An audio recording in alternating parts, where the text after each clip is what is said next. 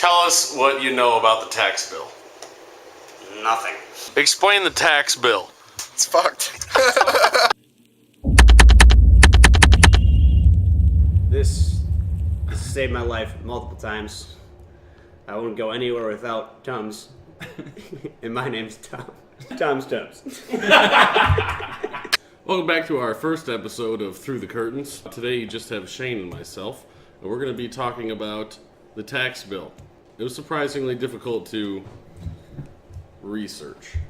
Yeah, this is like a very typical thing I find researching political topics. Like you have these facts of what it does. Like you can read the bill, and then you have one side taking those facts and just saying they're going to do this, and the other side taking those facts and saying this is how it'll affect it. And it's like, okay, now It's so hard to sift through all that shit. yeah, how do I figure out exactly what is going to happen? So I think maybe we should start out with how the tax bill works. It gets proposed to the speaker, I believe. Yeah, so this time it was in the House by one of the Republicans from Texas. So he proposed it in the House, and that's where the whole process started. Yeah, so it gets proposed to the speaker. The speaker has to promote it to get voted on or whatever. And so this one went into review with Committee of Way and Means. If it passes committee, then it gets proposed to the speaker for a vote. Then after that, it goes to Senate. And they add or remove or they modify it to their own needs. And then after they agree on something, if it's different, it goes like a combined committee. Yeah, there's a combined committee that makes a final version. Oh, it does go back for a final vote. Because after that, it goes to the president, and he can there's a couple things he can do. He can sign it, and then it's a law. He could veto it, and then it goes back to the House and they have to get a 2/3 vote to pass it over him, or it just doesn't become law. Or he can not sign it, and if Congress goes out of session before 10 days, then it automatically gets nixed. Yeah, pocket veto. Pocket veto. Or if he doesn't sign it and Congress doesn't go out of session for 10 days, it becomes law, right? It becomes law. So where are we at in that process? It's done. Trump signed it Wednesday. So I was curious how often the tax code is modified. Is this a weird thing that only happens Jesus Christ, that's Jason Bourne. every 3 decades, or is it not that big of a deal that turned into one? So what I found out is basically there were 2 huge revisions in history to it. And so from what I understand, in 1986 there was a huge change to it, and then in 2001. But those are definitely not the only ones, and this is the biggest one since 1986. That being said, since 2001 there were 4,600 changes to the tax code. Typically it's like minor things. Yeah, not necessarily reworking how the tax code works, but like adjusting for inflation. So it is kind of a unique event for it to be modified this much. All right, so what did we end up with? So the tax bracket changes, there were tax cuts across every tax bracket basically. So usually between like 1% and 4% it looked like from current rates to those other rates. And that's individual taxes? Correct. So it gets a little funky when you look at like married people and things like that. But in general, pretty much everybody will pay less in taxes. For a little bit. Actually, I think the tax bracket changes are permanent. It's the deductions that change. So I read in the tax bracket changes, the average family with income at like $55,000 would get like $1,500 less in taxes a year. Everyone should benefit from that. Okay. Then the complicated stuff comes in when you get talking about deductions and changes to provisions. Standard deductions, which from my understanding is basically what you can deduct from your salary before you are charged taxes on it. So they double the standard deductions until 2025, meaning if you got $4,000 as a standard deduction before, you get $8,000 now. So you're paying less taxes because you can deduct that from your income before the taxes take effect. Mm-hmm. So that also benefits everybody until 2025, and then it generally will hurt people more. So they will end up paying more taxes at that point. Child deductions were doubled also, so I think it was $2,000 to $4,000 per child you can deduct from your income. The one I thought was interesting was the AMT, which I don't know why I didn't write this out and just have the acronym. Alternative minimum tax. It's basically a minimum tax rate to force you to pay taxes. So you can't just deduct your entire salary and say, I'm not paying anything. It's okay, even if you deduct everything, you're still paying $10,000 or whatever, a certain percentage. Right.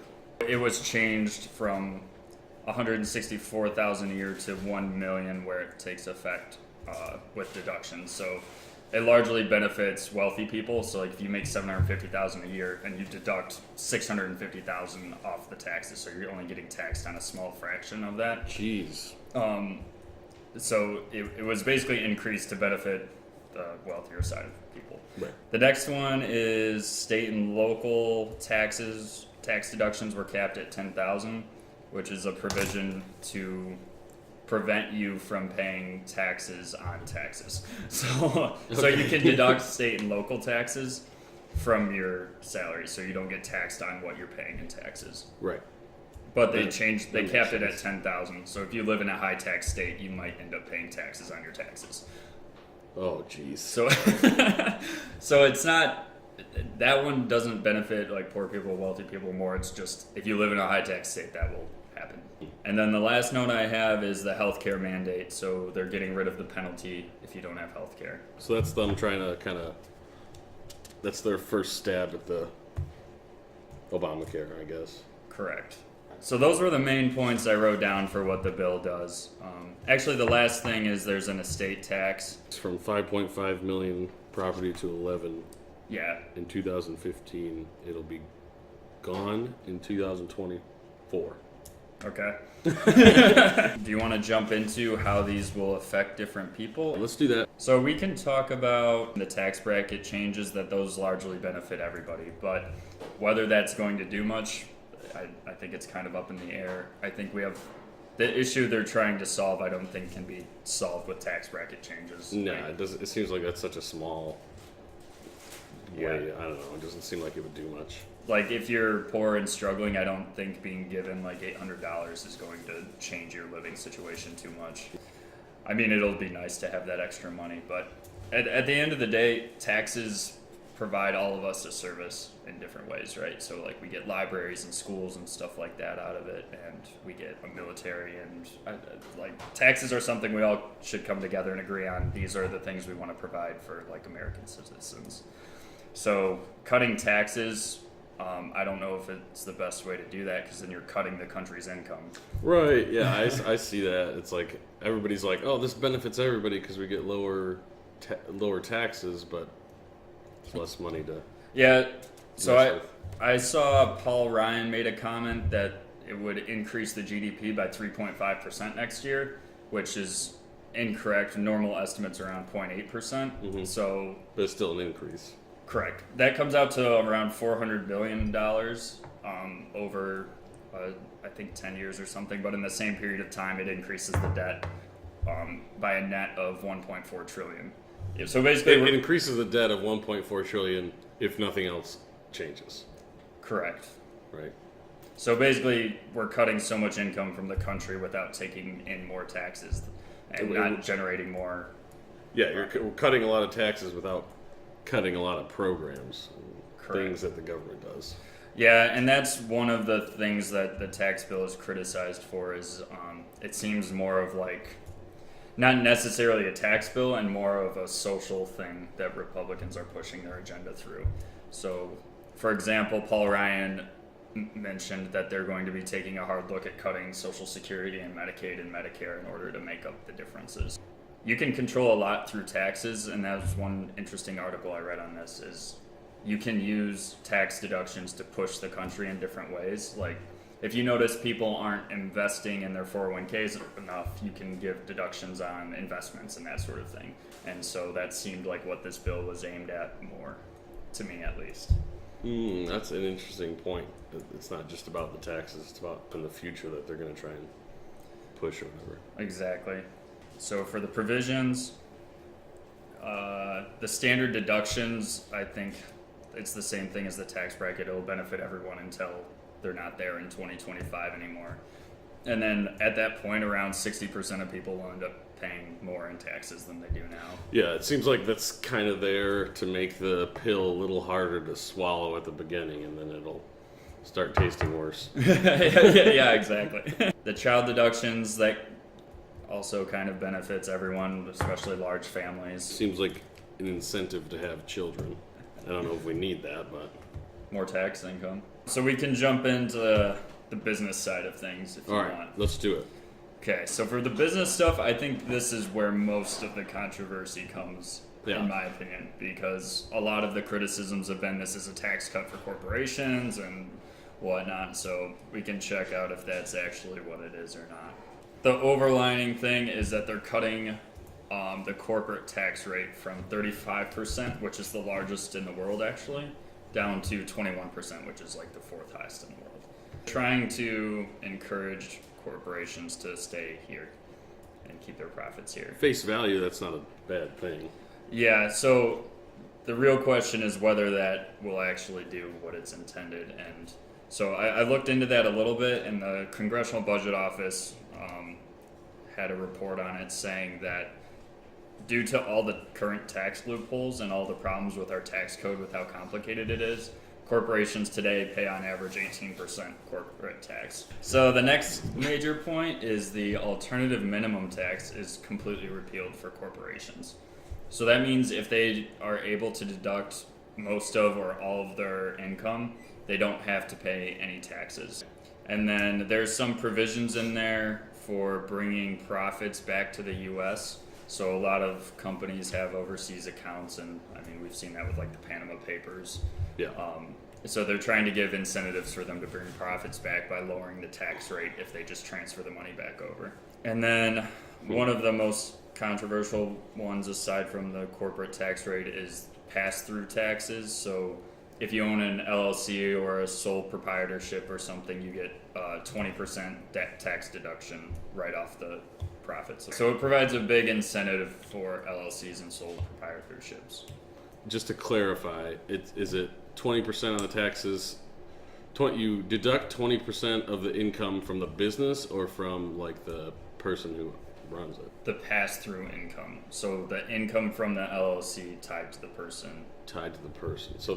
Okay, so it's more beneficial like directly to the actual owner, Correct. which in turn will benefit the Yeah, so this one's kind of like a double-sided sword. So it encourages people to do sole proprietorships and LLCs, which isn't a bad thing inside of itself.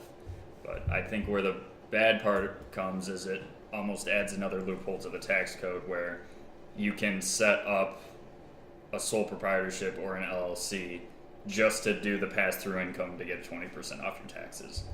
So if you have income of a certain amount, then you just set up an LLC and then pass it through that and get 20% off. Underneath that LLC, there's even another provision saying for real estate businesses, so sole proprietorships or LLCs that focus on real estate, they get even additional deductions, which Bob Corker and Donald Trump specifically benefit from. So there was a lot of controversy because Bob Corker had a ton of issues with the tax bill, and then after that provision came in, he said he was dropping all of his criticisms and voting for it. Well, that's exciting. First, we'll do some opinions and what people are saying in the big world, the politic world. Now, for our next segment, we're going to call Trevor Page. See what he has to say. He has no idea we're calling him. Hi, Charlie. Hey, what's up, Trevor? What's going on? Oh, nothing. We're just shooting a podcast right now, and we wondered what your opinion was on the tax bill.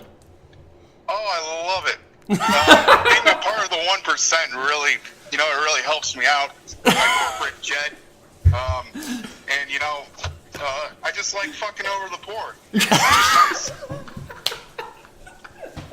Hey, you're not recording me or anything, are you? No, we're on a podcast. No. All right, well, I'm going to go and drive my big-ass Humvee through a libtard neighborhood, so I'll call you a bit later. Okay, see you later, Trevor. So what are they saying? What did the people say? So I took some notes from Paul Ryan's address about this, and overall, basically, he was complaining that the economy is growing too slow, that wages are stagnant and that the tax code is too complicated. And in an earlier address, he mentioned they want people to do their taxes on a note card size piece of paper. Make the letters smaller. Yeah, drive it from 12-point font to 4-point font. Exactly. Bingo. And then he was saying he wants to make it fair, reduce loopholes, and that the U.S. taxes businesses too high and they're going to foreign countries. And then he said this will create 3.5% GDP growth and 890,000 jobs. So that was Seems like some speculation, but those were the major points I pulled out of his speech. So then on the Democrats' side, so I took these are a combination from Bernie Sanders, Nancy Pelosi, and Chuck Schumer, basically. Mm-hmm. So the main point from their side is we're increasing the national debt by $1.4 trillion because of this. And in effect, the Republicans will then push cutting Medicaid, Medicare, and Social Security, and basically the other entitlement programs. The other point they took from the CBO analysis was that 13 million people will lose health care and 10% premiums will go up. And then it'll actually hurt people in the long run, basically after 2025. Most people who aren't in the 1% will end up paying more in taxes. And then the last point was that 83% of the cuts and benefits will go straight to the 1%. So like, maybe I'll get 1,000 back a year, but that's vastly different than the corporations getting millions and millions back in tax cuts. So those were their major criticisms, basically that it's tax cuts for corporate America while being short-sighted for our country. it seems like, the reducing the tax on the corporations isn't enough to do anything, and if it was, there'd be a lot bigger problems. Yeah, one thing that I thought was interesting was I read an article as kind of an opinion piece for what would a Democratic tax bill look like. And they had a proposal for 0% corporate tax in there, which I thought was really interesting because at first I didn't really know why you would do that, but Democrats' whole thing is narrowing the inequality that we have right now. So like the 1% having 50% of the wealth in the country. So in effect, they were arguing that taxing corporations isn't the problem; it's taxing the wealthier people. So if you're looking for income, tax the people and not the corporations. So I thought that was an interesting point, and I feel like that's something Republicans would agree with, right? 0% corporate tax. Each one of them has hidden agendas behind it, which makes it hard to find out the real meaning. And then my last page I have here is what third parties are saying. So these are nonpartisan agencies that have to analyze the tax bill. So I would take these almost as facts. I don't want to say that necessarily, but there's a lot less. They're not pushing an agenda. They're just stating what the bill will and won't do. Right. So from taxpolicycenter.org, they talk about how basically the higher income people benefit more and they get higher tax cuts. It will reduce taxes on all income groups to 2027, and then at that point it's basically similar or worse than what we have now. In 2018, 5% of people pay more in tax, 9% pay more in 2025, and then 53% of people pay more taxes in 2027. And then the other agency, the CBO, said the deficit increases 1.4 trillion. 4 million will lose health care in 2019, 13 million will lose it in 2027, and the average health care premiums go up 10%. So those are just facts of what will happen, essentially. Now, go a little bit more in depth about, I guess, what we think. So, overall, what do you think? I think what is being preached as the perks of the bill, decreasing taxes on low and middle incomes and things like that, is not the right way to solve these problems. So the problems are real, I would say. So like wages are stagnant, like we want our country to grow more, we want more local investments. But I don't think the taxes are necessarily where we want to do that. Maybe on corporations we do, but my feeling is if you give people just like extra money for a little while, that really doesn't fix any of the problems we have right now. And then especially the fact that it hurts people after 10 years, Yeah. that will hurt a lot for the poor and middle class, because if you're already struggling to get by, like even Paul Ryan said, like 70% of Americans, if they get a bill for $500 out of nowhere, they wouldn't be able to afford it. And he talks about that as one problem they address. So if you give them $500 a year for 8 years, at the 9th year the problem's not solved, right? Yeah, they still can't afford it. So I think it addresses the issues in our country in the wrong way. And then I also see it as pushing a social agenda, which I don't think it's the right place to do that. So increase the national deficit so that you have to cut other programs, and then you can push it as we have a huge national debt, we need to cut these things. Yeah, that's an interesting point that I haven't read. Yeah, that makes everything, it was already complicated. Yes. Now you've just doubled it. Yeah. And the other thing is it increases the amount of loopholes for corporations. So it's not doing the note card size tax return thing that he's talking about. It's making it more complicated. Yeah, I think I'm kind of on the same page. I like the small business stuff. I think very pro like small business because there's a lot less corruption, and like most people in small businesses aren't trying to screw over the government and stuff, and like Correct. Not that people in corporations are, but that like it's a lot more about money in big corporations, and when you have a small business it's a lot more about passion and what you're actually doing. Correct. It's very beneficial to increase incentive for small businesses. I think that's a very positive thing, even though it's kind of small. I think that the real estate little side note is unnecessary and kind of obviously leaning towards certain people. And I think the corporation cut, while I understand the sentiment of like lowering corporation taxes so that more people stay over here and don't move to Mexico or China. China. Another thing that comes with those kind of corporations is like bad labor and hazardous work and stuff. Yeah. And that's maybe something we don't want to encourage. But also, I don't think that they've lowered the corporate tax enough to make a difference there anyways. So it's just kind of a bonus for corporations that are already here. So the other thing I have a problem with is the number of tax brackets. So with the new bill, there's 7. I think there were 7 before actually. But either way, one change I think that should have been made is increasing them, because the brackets end at $400,000 a year, and I think the taxes for somebody who makes $500 million should be different than someone who makes $400,000. Yeah. A lot of people in general tend to not understand the difference between these large numbers because they're just unfathomable. But one way it was explained to me once is that like 1 million seconds is 11 weeks. Okay. 1 billion seconds is 30 plus years. Yeah, they're not even on the same.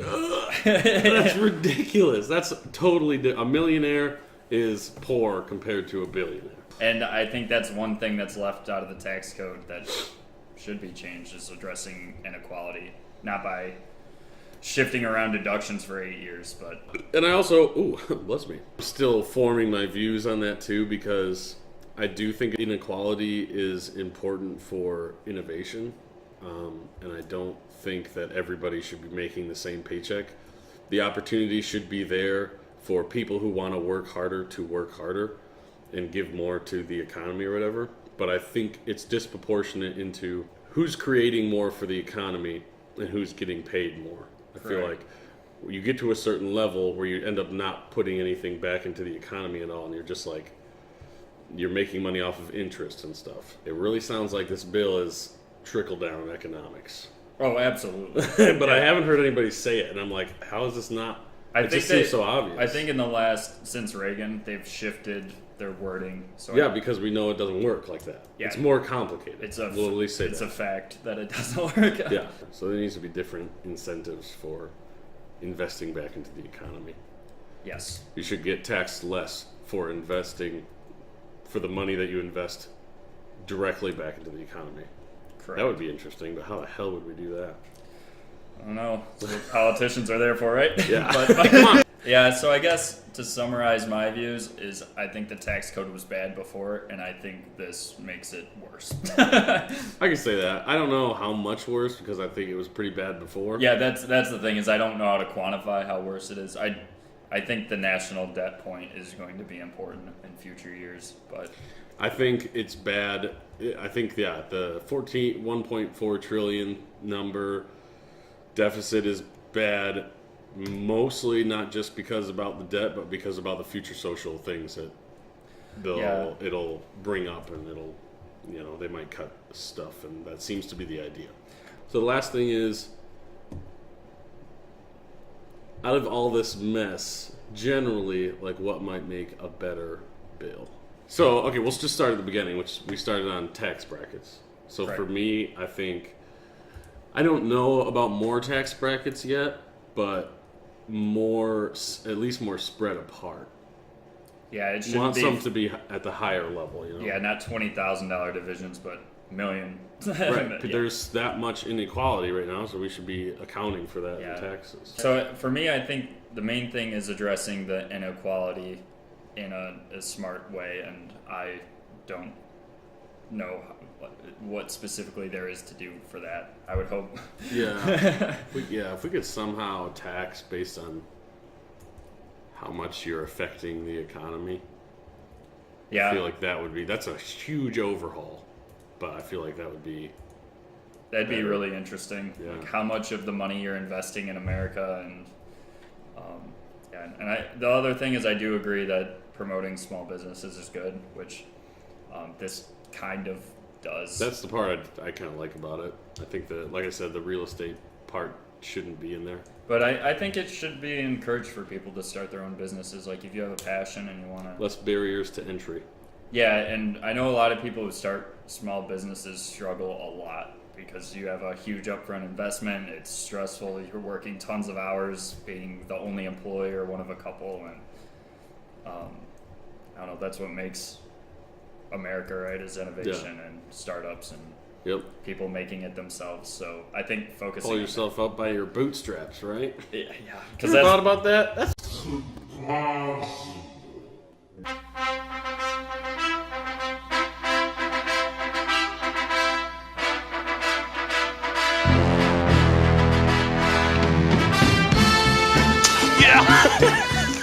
And I would also say, like, this is supposed to simplify the tax code, and I Doesn't think do it's that. clear it doesn't do that. But my dream for taxes, and this was actually proposed a little while ago, and I think shot down from like lobbyists from H&R Block and companies that make money off of being tax services, is the government knows how much you make. right. They know how many people are in your family. Oh God. They know how many loans I have. They know everything about me. They So- should give you a bill. Yeah, they should be like, here's your tax report. If you have any deductions you want to make outside of that, if you want to itemize, then fill it in. Otherwise, you're done. Right. Just there's no reason it shouldn't be like that as far as I can see. Yeah.